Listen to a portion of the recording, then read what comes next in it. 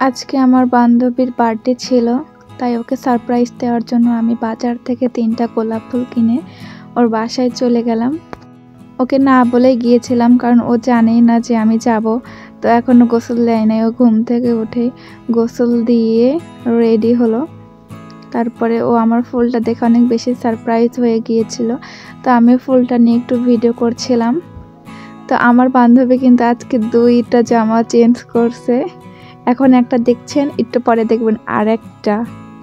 তো আমাকে বলছিল যে তখন তো আমি ভালোভাবে রেডি হয়েছিলাম না, এখন আবার আগের মতো করে একটা ভিডিও কর। তো সেই জন্য ওর কথার অনুরোধে আরেকটি ভিডিও করে নিলাম এবং ও বলছিল ছাদে ছবি তুলবে। তাই আমরা কেক এবং ফুল নিয়ে ছাদে চলে যাচ্ছিলাম ওকে কয়েকটা ছবি তুলে দেওয়ার জন্য। ওর ছাদে কিন্তু অনেক অনেক ফুল, তো সবচেয়ে আমার এই ফুলটা বেশি ভালো লাগছে, এই জন্য আমি একটা ভিডিও নিয়ে নিলাম।